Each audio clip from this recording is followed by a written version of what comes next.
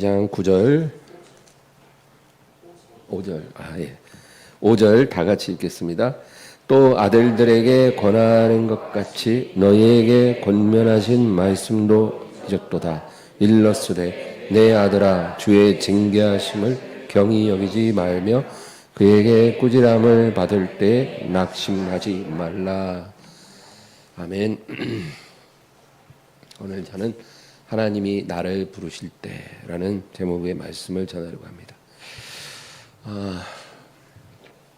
누가복음 15장, 우리가 자주 인용하는 두 비유가 기록되어 있는데요. 이 누가복음 15장에 나오는 두 비유는요, 회개라는 주제로 예수님이 말씀하신 비유입니다. 근데 이 두 비유가 포인트가 조금 다릅니다. 첫 번째 비유는 한 사람이 양 100마리가 있는데 한 마리가 보이지 않는 거예요. 그래서 99마리를 두고 밤새도록 잃은 양을 찾아다니다가 찾은 후에는 너무나 기뻐서 어깨에 들쳐매고 마을로 와서 사람들과 함께 잔치를 했다. 이제 그 얘기죠. 그래서 이 비유는요, 잃어버린 양의 포커스가 있지 않고 그 한 마리의 양을 찾아다니는 목자의 마음이 바로 아버지의 마음이다. 이제 그 얘기죠. 그래서 회개는 우리가 일방적으로 우리 힘으로 할 수 있는 게 아닙니다. 회개는 하나님의 부름이 있어야 돼요. 그리고 그 부름에 우리가 응답할 때 회개가 일어나고 구원의 역사가 일어나는 거죠. 그래서 그 회개의 두 가지 측면 중에서 부르시는 하나님의 입장을 비유한 것이 그 100마리 중에 잃은 양 한 마리 비유입니다. 누가복음 15장 10절 11절 읽겠습니다. 내가 너희에게 이르노니 이와 같이 죄인 한 사람이 회개하면 하나님의 사자들 앞에 기쁨이 되느니라. 또 이르시되 어떤 사람에게 두 아들이 있는데, 그러니까 그 잃은 양 비유를 하시고 나서 이제 10절 말씀을 하는 거예요. 죄인 한 사람이 이와 같이 회개하면 그 양 한 마리를 들쳐매고 기뻐서 잔치한 그 목자의 마음과 같이 하나님도 이렇게 큰 기쁨을 얻으신다. 이제 그 얘기죠. 그리고 이제 두 번째 비유가 어떤 사람에게 이제 두 아들이 있다 그거예요. 그래서 둘째 아들이 아버지를 떠나갑니다. 그리고 먼 나라에서 완전히 비참하게 그 처량하게 된 후에 스스로 깨닫고 이제 아버지께 돌아오는 이야기죠. 이 비유에서 중요한 포커스는 이 아들입니다. 아버지를 떠난 아들이 깨닫고 돌이켜서 이제 아버지께로 돌아왔다는 거죠. 그러니까 여기서는 회개에 있어서 죄인의 입장도 중요하다는 거예요. 죄인의 의지. 내가 죄를 범했고 이제 아버지께 돌아가리라. 이렇게 결심하고 돌아가는 그 죄인의 그 결단이 중요하다. 그거죠. 그래서 누가복음 15장에 나오는 이 두 비유는 회개에 있어서 그 한 영혼을 구원하기 원하는 하나님의 마음, 그리고 또 죄인이 깨닫고 아버지께 돌아오는 그 아들의 마음으로 하나님 앞에 돌아오는 것이 또한 중요하다. 그 얘기입니다. 우리가 이 하나님의 부름에 응답하는 것이 회개다라는 거죠. 예레미야 애가 5장 21절 읽겠습니다. 여호와여 우리를 주께로 돌이키소서. 그리하시면 우리가 주께로 돌아가겠사오니 우리의 날들을 다시 새롭게 하사 옛적 같게 하옵소서. 보세요. 하나님 우리를 주께 돌이키소서. 우리를 좀 불러달라 이거예요. 우리를 불러주소서. 우리를 인도하소서. 그러면 우리가 주께로 돌아가겠습니다. 이거예요. 그러니까 여러분, 회개는 나 혼자 하는 게 아니에요. 하나님의 부르심이 있어야 되고 그 부르심을 깨닫고 이제 내가 하나님께로 돌아가리라 이렇게 결단하고 순종할 때 그때 회개가 일어나는 거예요. 그 회개가 일어나면 구원을 받는 거예요. 하나님의 구원의 역사가 일어나는 겁니다. 여러분, 하나님은 모든 사람을 구원하기 원하지만 아무나 구원하시지는 못해요. 하나님이 원하는 구원의 조건이 있어야 돼요. 그게 바로 회개예요. 회개. 그래서 회개는 1000만 번 강조해도 지나침이 없어요. 우리가 구원받으려면 회개가 있어야 되지 다른 건 필요치 않아요. 회개할 때 하나님이 구원해 주셔요. 그래서 회개는 그냥 어쩌다 한 번 하는 게 아닙니다.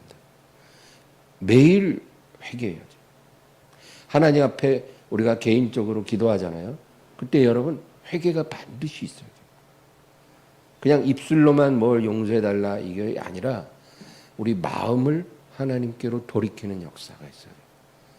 그게 회개입니다. 매일 일어나야 되고 예배 때마다 그 회개가 일어나야만 해요. 회개가 일어나지 않는 예배, 그거는 참으로 무의미한 시간 낭비인 거예요. 그래서 어떤 형식으로 예배를 드리든 그건 중요한 게 아니에요. 하나님 앞에 어디서 누가 어떻게 예배를 드리든 간에 거기 회개가 일어나면 그 하나님이 받으시는 그 제사가 돼요. 그렇게 해서 회개가 일어난 후에 그리고 나서 우리가 하나님 앞에 기쁨으로 찬양하고 또 기도도 하는 거예요. 그래야 그것이 연락이 되는 거지. 회개가 안 일어난 상태에서 회개가 없는 상황에서 그냥 막 음악에 맞춰서 막 춤추고 노래하고 뭐 기도한다고 해서 그것이 하나님이 받아주시는 게 아닙니다. 그래서 어떤 신학자는 그런 말을 해요. 예배 시작할 때 말씀부터 선포돼야 된다고. 말씀을 선포해서 회개가 일어난 후에 그 회개를 기반으로 찬양도 하고 기도도 해야 된다 그러죠. 예, 틀린 말은 아니라고 봐요. 어쨌든 그러면 하나님이 우리를 부르실 때 우리가 응답하는 게 회개의 본질인데 그럼 하나님이 우리를 부르시는 것을 우리가 어떻게 알 수가 있냐는 거죠. 하나님이 지금 나를 회개로 부르신다는 것을 내가 모르는데 어떻게 회개를 하겠어요? 하나님의 부르심을 우리가 깨달을 수 있어야 거기에 응답을 할 거 아니겠어요? 그래서 오늘 저는 이 두 가지로 우리가 하나님이 나를 부르실 때 어떻게 우리가 그것을 알 수가 있는지 여러분과 나누려고 합니다. 첫 번째는 마음이 곤고할 때가 하나님이 부르시는 때다. 여러분 이거 정말로 중요한 겁니다. 우리 마음이 곤고할 때 그때가 바로 하나님이 나를 부르시는 때입니다. 회개하라고 우리에게 손짓하시는 거예요. 여러분 사람은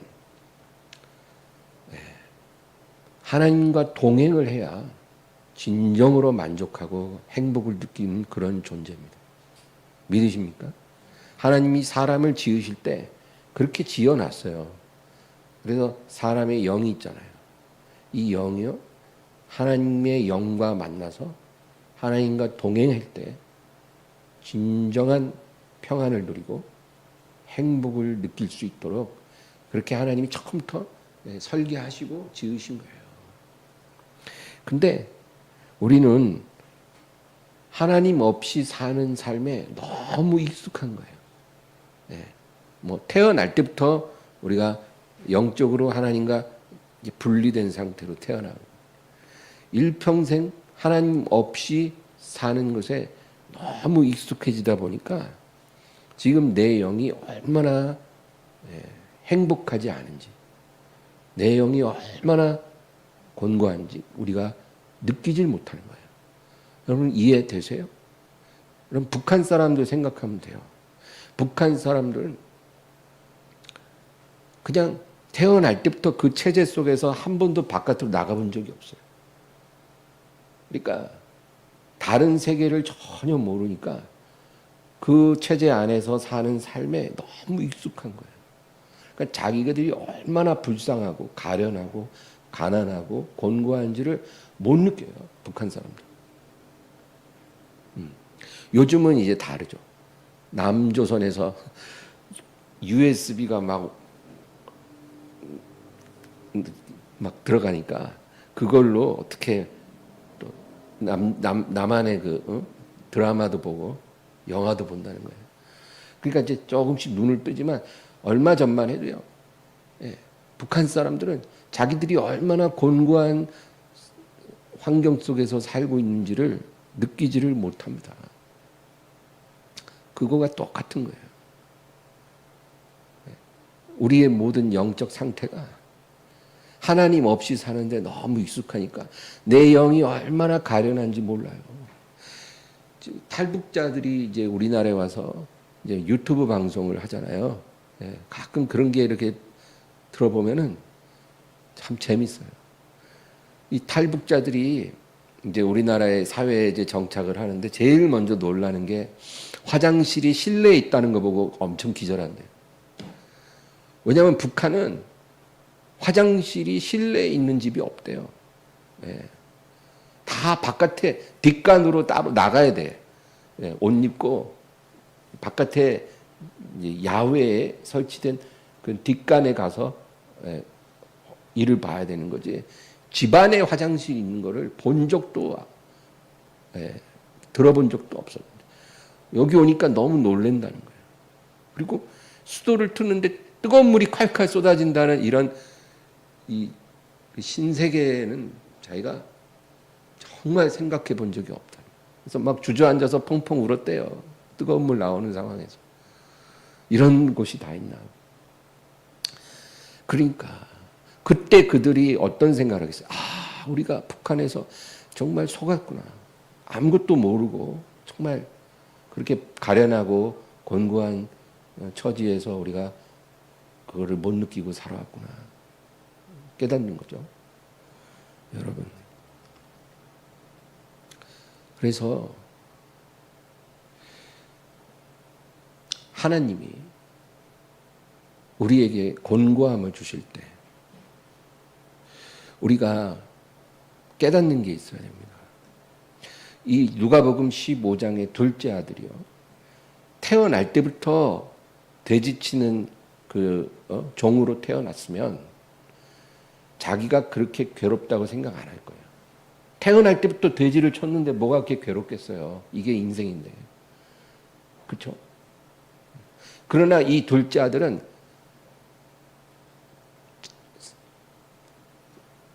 정말 훌륭한 아버지 밑에서 귀하게 자랐거든요.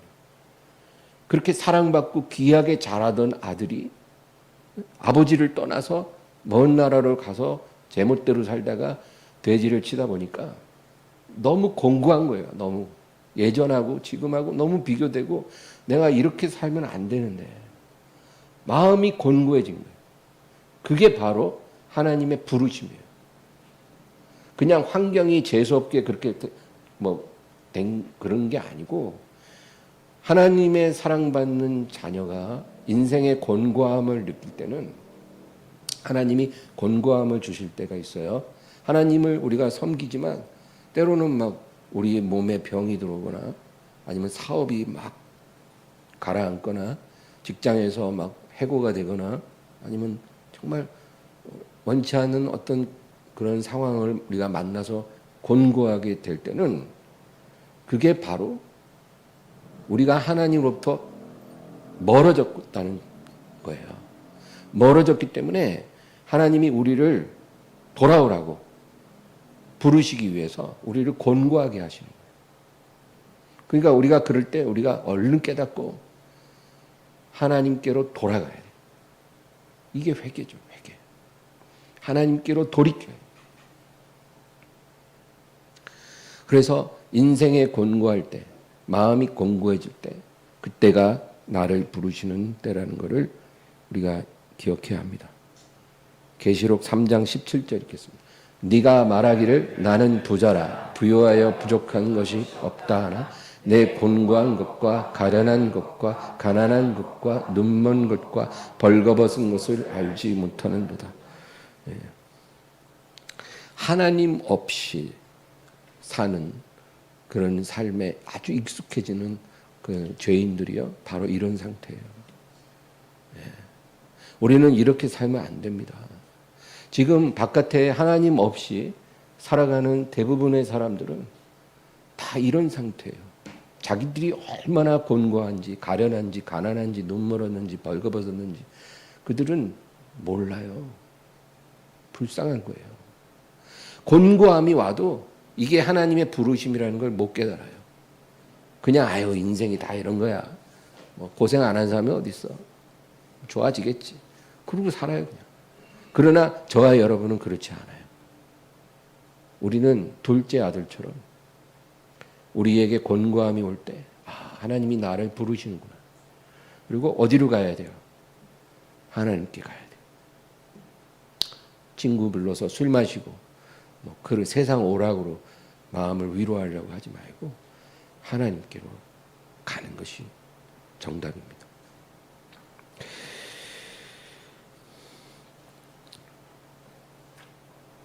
사무엘하 7장 14절 읽겠습니다. 나는 그에게 아버지가 되고 그는 내게 아들이 되리니 그가 만일 죄를 범하면 내가 사람의 매와 인생의 채찍으로 징계하려니와. 그렇죠? 하나님의 뜻입니다. 하나님은요 자기 자녀를 대하실 때 그냥 너희가 내 자녀 됐으니까 일평생 형통하고 편안하게 살다 와라 이러시지 않아요. 그거는요 자식을 망치는 부모가 하는 일이에요. 자식을 망치고 싶으면 그냥 자식이 무슨 짓을 하든지 신경 쓰지 말고 그냥 막 재산 물려주고 그냥 편안하게 살게 해주면 돼요. 그러면 자연히 자식은 이제 망할 거예요. 그런데 하나님은 그런 하나님이 아니에요. 그 자녀들을 사랑하심으로 그들이 마음이 하나님으로부터 멀어지잖아요. 그러면 사람의 매와 인생의 채찍으로 징계하리라. 징계하십니다. 그게 하나님이에요.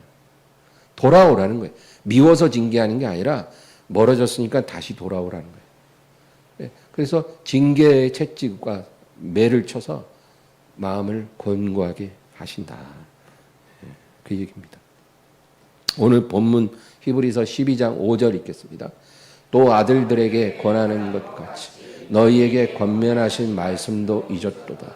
일렀으되 내 아들아 주의 징계하심을 경히 여기지 말며 그에게 꾸지람을 받을 때 낙심하지 말라. 같은 맥락이에요. 내 아들아. 하나님이 우리를 아들이라고 부르십니다. 남자든 여자든 영적으로 다 아들이에요.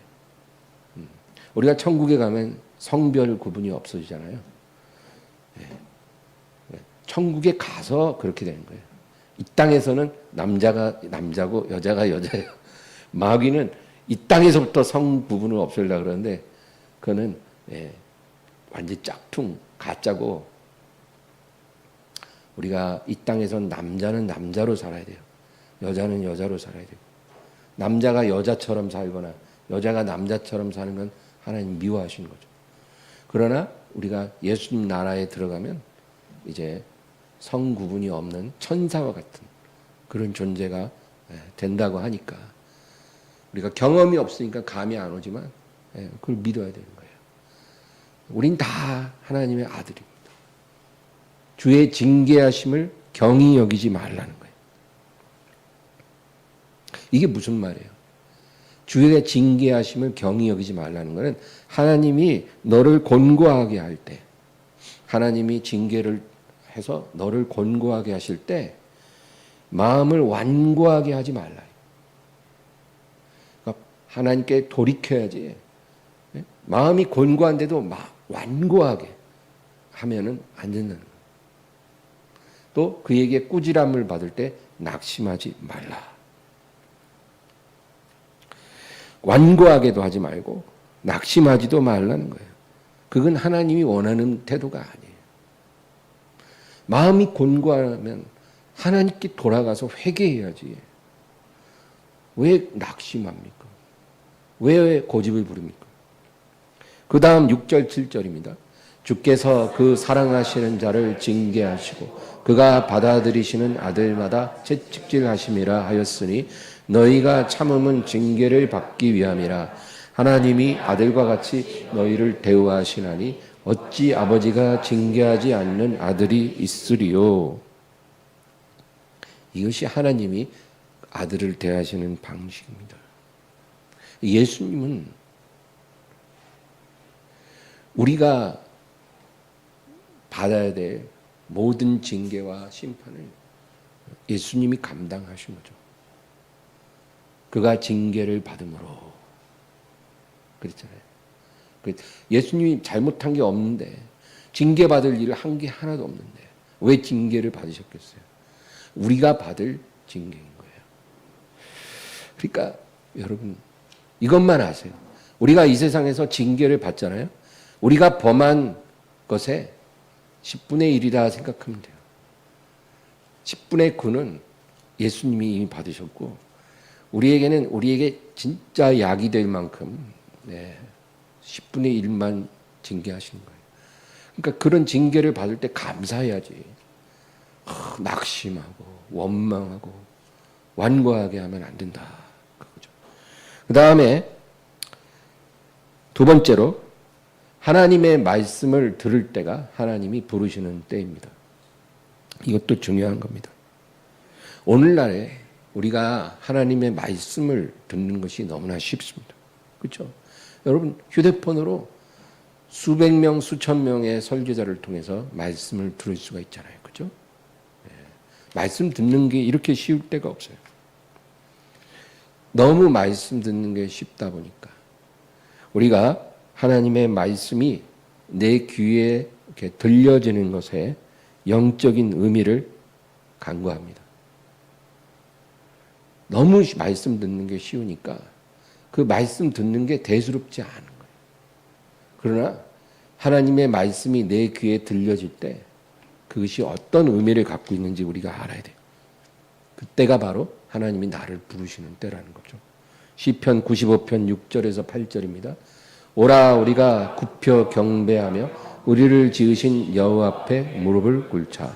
그는 우리의 하나님이시오 우리는 그가 기르시는 백성이며 그의 손이 돌보시는 양이기 때문이라.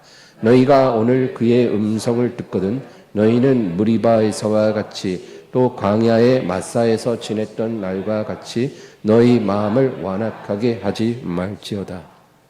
여기 7절에 후반에 보면 너희가 오늘 그의 음성을 듣거든 이렇게 말하잖아요. 너희가 오늘 그의 음성을 듣거든. 이 오늘이라는 말은요. 하나님 말씀의 현재성이에요. 그러니까 너희가 이전에 들었던 하나님 말씀이 아니라 지금 이 시간 내 귀에 하나님의 말씀이 들리거든. 그 얘기예요. 지금 너의 귀에 하나님 말씀이 들리거든. 너희는 무리바에서와 광야의 마사에서 했던 것과 같이 너희 마음을 완악하게 하지 말지어다. 그렇게 말씀하시는 거예요. 이스라엘 백성들이요. 광야에서 물이 없었어요. 물을 구하기가 어려워졌어요. 그러니까 너무 목마르고 마음이 곤고하니까 모세를 통해서 하시는 하나님의 말씀을 거절했어요. 지금 상황이 힘들다고 하나님의 말씀이 귀에 들릴 때 그것을 거부한 거예요. 지금 목말라 죽게 생겼는데 하나님의 말씀이 무슨 소용입니까? 우리가 지금 그런 거 듣게 생겼습니까? 당장 물을 내달라는 거예요. 이 문제 해결 안 해주면 우리가 하나님 말씀을 들을 수가 없다. 이렇게 하지 말라는 거예요. 그렇게 행동하는 게 마음을 완악하게 하는 거예요. 환경 따라 말씀을 안 들을 수 있다라는 거. 말씀이 귀에 안 들어온다는 거는 그 마음이 완악하다는 거예요. 우리는 그런 백성이 되지 말라는 거예요. 어떤 인생의 상황에서도 하나님의 말씀에 귀가 열려 있어야 돼요. 하나님의 말씀 앞에서 우리가 온유해야 돼요. 이스라엘 백성같이 그렇게 하나님을 원망하고 말씀을 대언하는 모세를 대적하고 그렇게 하지 말라는 거예요. 여러분, 구약시대에는 하나님이 선지자들을 엄청 보냈어요. 선지자들을 막 계속 보내서 하나님의 말씀을 예언하게 했어요. 물론 거짓 선지자들도 있죠. 그러나 하나님이 보낸 선지자들이 많이 와서 말씀을 예언했어요. 그리고 초대교회는 사도들이 그 역할을 했어요. 사도들을 통해서 하나님이 교회의 말씀을 하셨어요. 오늘날에는 목사들이죠. 설교자들을 통해서 하나님이 말씀을 선포하게 하신 거예요. 근데 오늘날 교회도 많고 목사도 많고 설교 듣기도 쉽고 하니까 우리가 귀에 들리는 설교들을 대수롭지 않게 생각하기가 쉽죠. 그런데 여러분, 그렇게 되면 크게 우리가 실수합니다. 예나 지금이나 하나님은 그의 종들을 통해서 우리에게 말씀하신다는 거죠. 하나님의 방법이 틀린 게 아니에요. 방법은 똑같아요. 그 옛날에도 거짓 선지자들이 있었어요. 구약시대에도 거짓 선지자들이 있었고, 또 초대교회에도 교회에 들어온 거짓 교사들이 있었다고 성경에 나오잖아요. 어리석도다 갈라디아 백성들아 이러면서 교회에 들어온 거짓 교사들에게 순종하는 교인들을 책망하잖아요, 바울이. 그런 상황은 늘 똑같아요. 지금도 마찬가지죠. 분별을 해야 되겠지만, 그러나 지금 역시 하나님은 그의 설교자들을, 메신저들을 보내서 우리에게 말씀을 듣게 하신다는 거죠. 계시록 19장 10절입니다. 내가 그 발 앞에 엎드려 경배하려 하니 그가 나에게 말하기를 나는 너와 및 예수의 증언을 받은 내 형제들과 같이 된 종이니 삼가 그리하지 말고 오직 하나님께 경배하라. 예수의 증언은 예언의 영이라 하더라. 사도 요한에게 말씀을 전해주는 천사를 보고 경배하려고 하니까 나에게 경배하면 안 된다는 거예요. 나는 너와 별다를 바 없는 하나님의 종인 뿐이라는 거죠. 그리고 오직 하나님께 경배하라. 내가 말씀을 대언한다고 해서 나를 경배하려고 하면 안 되는 거예요. 나를 보내신 하나님께만 경배하라는 거예요. 그리고 마지막에 중요한 말을 해요. 예수의 증언은 예언의 영이라. 예수를 증언하는 게 뭐예요? 복음이죠.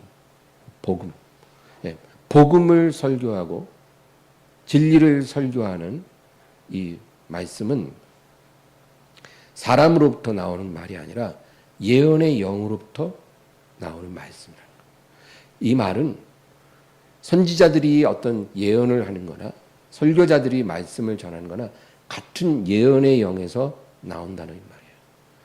그러니까 여러분, 우리의 일생에 하나님이 나를 어떻게 부르시는가 우리가 알아야 돼요. 그냥 뭐 갑자기 환상이 보이고 뭐 하나님이 손짓하고 말씀하시고 이런 것만 기다리면 안 돼요. 그런 거는 우리 일생에 한 번 있을까 말까고요. 하나님은 우리를 부르시는 방법이 두 가지가 있다는 거예요. 첫째는 우리에게 권고함을 주실 때 우리를 부르신다는 거예요. 두 번째는 우리 귀에 지금 들리는 말씀이 바로 하나님의 부르심이라는 것을 잊지 말아야 돼요. 오늘날 너희가 그의 음성을 듣거든, 지금 너에게 하나님의 음성이 들리거든 너의 마음을 완악하게 하지 말라. 그렇게 말씀하시잖아요. 예레미야 7장 25, 26절입니다. 너희 조상들이 애굽 땅에서 나온 날부터 오늘까지 내가 내 종 선지자들을 너희에게 끊임없이 보내었으나 너희가 나에게 순종하지 아니하며 귀를 기울이지 아니하고 목을 굳게 하여 너희 조상들보다 악을 더 행하였느니라. 예레미야 25장 4절. 그러므로 여호와께서 그의 모든 종 선지자를 너희에게 끊임없이 보내셨으나 너희가 순종하지 아니하였으며 귀를 기울여 듣지도 아니하였도다. 그러니까 이스라엘 백성들은요 망할 수밖에 없었어요. 왜? 하나님이 그의 종 선지자들을 끊임없이 보내서 말씀해도 아예 귓등으로 들어요. 아예 들으려고 안 해요. 그래 거기서 끝난 게 아니라 돌로 쳐서 죽여요. 아예. 참 종들은 돌로 쳐서 죽이고, 달달한 말만 하는 선지자들만 좋아했어요. 그러니까 이렇게 하나님의 부르시는 것을 계속 거부하는 백성들이 안 망할 수 있나요? 망할 수밖에 없다는 거죠. 여러분, 그 구약 성경을 읽어보면 이스라엘 백성들이 수많은 전쟁을 했어요. 이웃 백성들하고 많은 수없이 많은 전쟁을 벌이는데 이기기도 많이 했지만 지기도 많이 했어요. 대패를 하고 심지어는 왕이 전사를 해요. 그럼 그렇게 크게 전쟁에서 패할 때는 그냥 우연히 패하는 게 아니라는 거예요. 성경에 꼭 기록된 게 뭐냐면 하나님이 선지자를 통해서 여러 번 말씀하시는데 다 거절해요. 그리고 전쟁에 나가서 대패하는 거예요. 항상 그래요. 항상. 심지어는 법궤까지 메고 나간데도 법궤를 뺏겨요. 하나님 말씀을 듣지 않으면요. 법궤 아니라 성전을 메고 나가도 여러분 패배합니다. 그 어떤 방법도 소용이 없어요. 아무리 찬양하고 아무리 막 기도해도 소용없어요. 말씀에 순종하지 않으면 무조건 그렇게 비참하게 패배하는 일이 생겨요. 그러면 그런 일이 오늘날에는 안 일어나겠어요? 교회도 동일하게 일어나고 우리의 삶도 똑같아요. 우리가 하나님이 부르시는 말씀을 안 듣잖아요. 그럼 기도해도 응답이 없어요. 하나님께 아무리 복을 달라 해도 복이 아니라 화가 와요. 하나님이 잘못된 게 아니에요. 내가 너에게 그렇게 많이 얘기를 했는데 왜 내 말을 너는 듣지 않고 순종하지 않고 내가 끊임없이 내가 너에게 나의 종들을 보내 말씀했건만 나를 귀 기울여 듣지 않았다는 거예요. 네가 그렇게 내 말을 멸시함으로 내가 너를 떠났다는 거예요. 그럼 어떻게 되겠어요? 우리가 믿는 하나님은요, 말씀의 하나님입니다. 그걸 알아야 돼요. 다른 종교들은 다 그 신전에 가면 다 신상을 세워놓잖아요. 그렇죠? 신상이 있고 뭐가 다 많아요. 근데 우리 기독교는 뭐예요? 아무것도 없잖아요. 왜냐하면 하나님은 말씀의 하나님이기 때문에. 그래서 말씀을 통해서 우리를 만나주신 하나님이에요. 우리가 그 말씀을 믿고 순종할 때 하나님이 그 백성들에게 당신의 영을 부어주신 거예요. 그러니까 우리가 하나님을 알 수 있는 유일한 방법은 말씀으로만 알 수 있어요. 그리고 우리가 하나님을 경험하는 방법은 그 말씀을 믿는 자에게 부어주시는 성령으로만 경험할 수 있는 거예요. 말씀을 믿고 성령을 받을 때 우리가 하나님을 경험할 수 있다는 거예요. 다른 방법은 없어요. 우리가 이 세상에서 하나님을 경험할 수 있는 그 어떤 신박한 다른 방법은 없어요. 진리의 말씀을 듣고 믿고 그리고 하나님이 부어주신 성령을 받는 것. 이거 외에 하나님을 경험할 수 없어요. 그러므로 이렇게 진리의 말씀이 증거되지 않는 곳에 어떤 기적이 일어나거나 어떤 영적 체험이 일어나거나 여러분 그러면 그건 굉장히 위험한 거예요. 아무 곳에나 가면 안 된다는 게 그런 거예요. 어디 가서 뭐 무슨 기적이 많이 일어나고 어떤 뭐 영적인 체험이 있다고 해서 그냥 아무 데나 가면 안 돼요. 그곳에 진리의 말씀이 선포되는 것이 있는지 그거를 먼저 확인해요. 말씀이 분명치 않고 뭔가 논란이 많은데 뭔가 의심이 되는데 뭐 기적은 많이 일어난다면 여러분 그런데 잘못 가면 성령을 체험하는 게 아니라 접신을 합니다. 귀신 체험을 하는 거예요. 예수의 이름으로 뭐 하나님의 이름으로 막 이러는데 사실은 그게 아닌 거예요. 조심해야 돼요.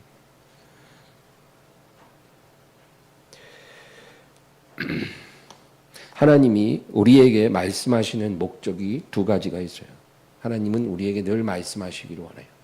하나님이 우리에게 말씀하시는 목적은 첫째는 하나님을 알게 하기 원합니다. 우리가 말씀을 통해서만 하나님을 알 수가 있기 때문에 하나님을 아는 것이에요. 그리고 두 번째는 하나님께 돌아오게 하기 위함이에요. 이걸 회개라 그래요. 하나님께 돌아오게 하려고 우리에게 말씀하시는 거예요. 그러므로 여러분, 내가 원하는 말을 듣고 싶어서 이렇게 예배를 드리고 설교를 듣고 성경을 들춰기지 마세요. 내가 원하는 말을 찾으려고 애쓰는 사람들이 많아요. 요즘은 말씀도 선택하잖아요. 유튜브 보면서 제목 보면서 내가 지금 듣고 싶은 제목이 나오면 그걸 클릭을 해서 많이 듣잖아요. 근데 그렇게 들으면 안 돼요. 내가 듣고 싶은 말이 아니라 하나님이 하고 싶은 말을 내가 들어야 돼요. 그래서 말씀을 찾아다니는 것보다는 내가 하나님 앞에 온유한 마음으로 마음을 열고 있는지, 어떤 말씀이라도 내가 들을 수 있는지, 그게 중요한 거예요. 하나님이 내게 하고 싶은 말을 내가 들을 수 있어야 된다는 거예요. 내 입맛에 안 맞아도 하나님이 말씀하실 때 주여 말씀하소서 제가 듣겠나이다. 이렇게 우리가 나가야 하나님이 우리를 고치시는 거예요. 이거를 이제 회개라고 하는 겁니다. 참 회개를 통해서만이 참 믿음이 생겨요.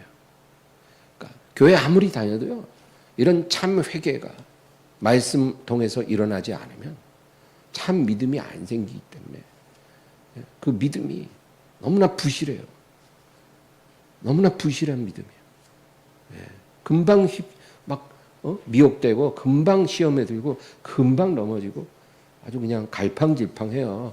권사님들도 그렇고 뭐 오래된 신앙인들도 그래요. 그거 뭐예요? 참 회개가 너무나 빈약했다는 거죠. 말씀으로 각성하고 돌이키고 하나님 앞에 엎드리고 자기 자신을 깨트리는 그런 역사가 너무 빈약한 거예요. 1년에 그냥 한두 번, 부흥회 때는 한두 번. 그 외에는 그런 역사가 예배 때마다 일어나야 되는데 그러지가 않았다는 거예요. 그러니까 믿음이 부실해지는 거예요.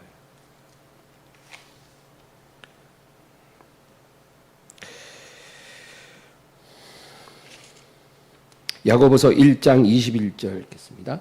그러므로 모든 더러운 것과 넘치는 악을 내버리고 너희 영혼을 등이 구원할 바 마음에 심어진 말씀을 온유함으로 받으라. 모든 더러운 것과 넘치는 악을 버리고 너희 영혼을 능히 구원할 바 마음에 심어진 말씀을 온유함으로 받으라. 여러분, 하나님 말씀이 우리의 영혼을 능히 구원하신다는 거예요.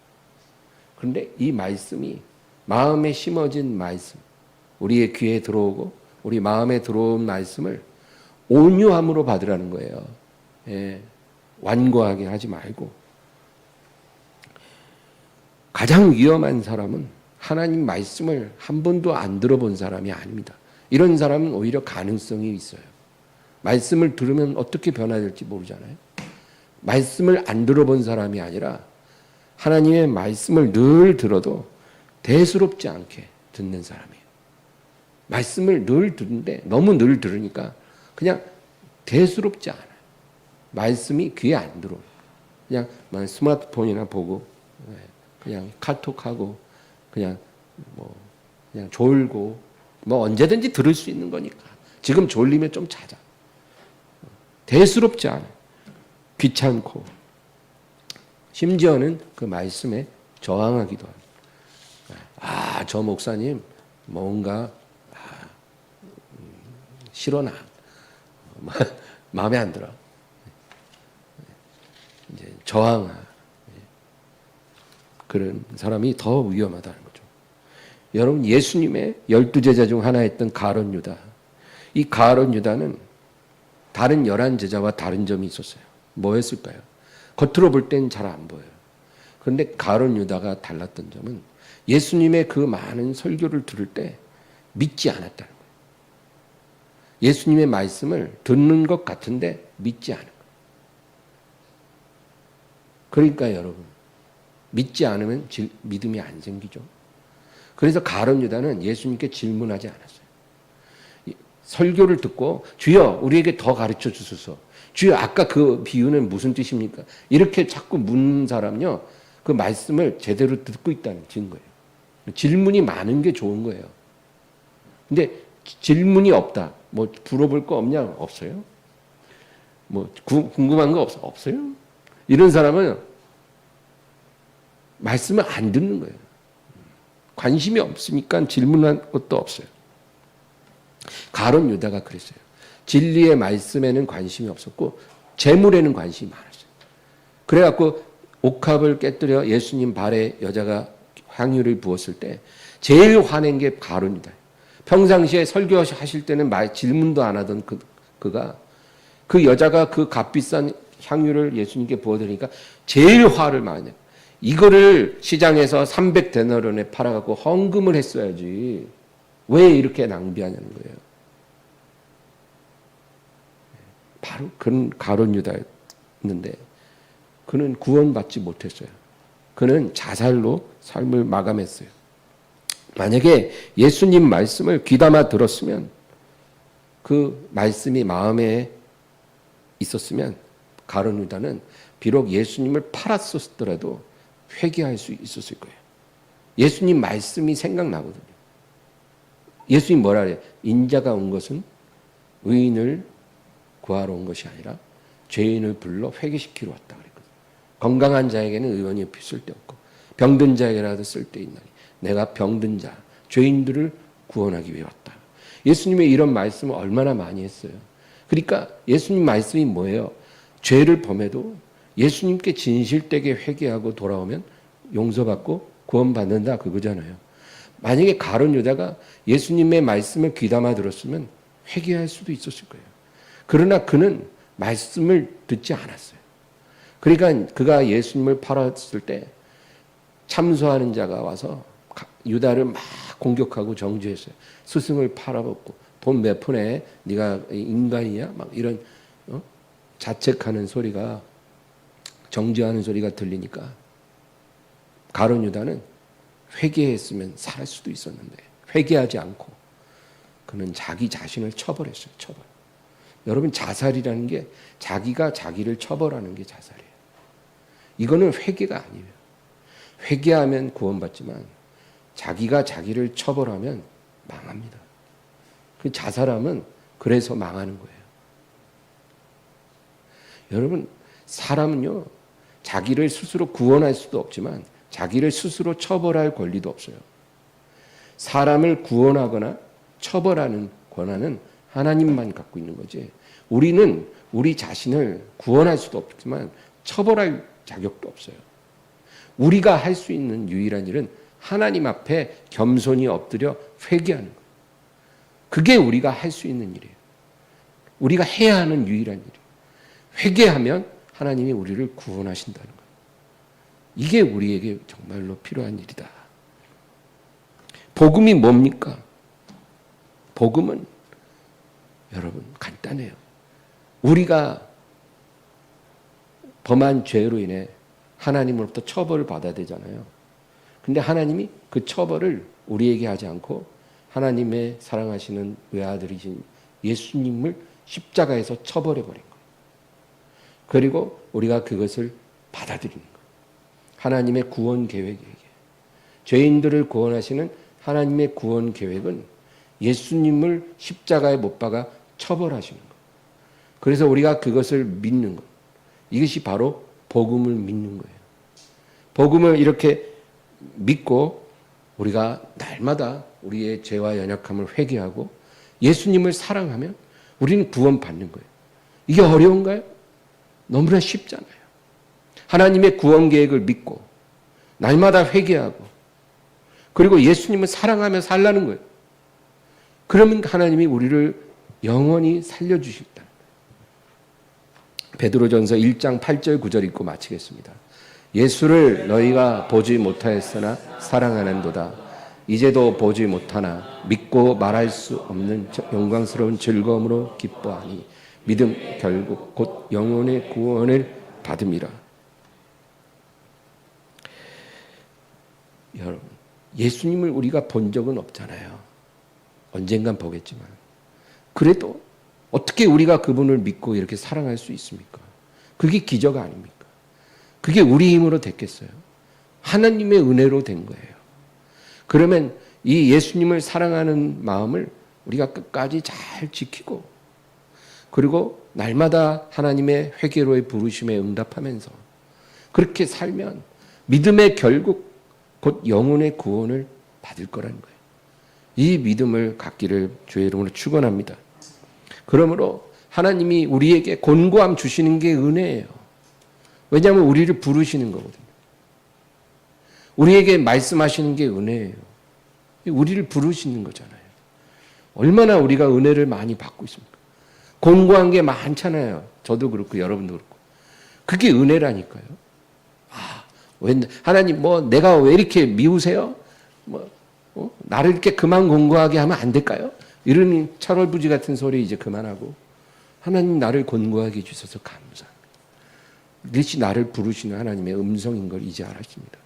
이렇게 우리가 고백하면 성숙한 거죠. 여러분, 이 은혜에 감사하며 주님 오실 때까지 승리하시기를 주의 이름으로 축원합니다. 하나님 아버지 감사합니다. 오늘도 주님 말씀 붙잡고 간절히 기도하게 도와주시옵소서. 역사하여 주시옵소서. 오 주님, 주님의 부르심에 항상 기쁨으로 응답하게 하여 주시고 날마다 회개하는 그 은혜가 우리에게 충만하게 하옵소서. 주여 믿습니다. 예수님의 이름으로 기도합니다. 아멘. 우리 주여 3번 부르고 간절히 기도하겠습니다. 주여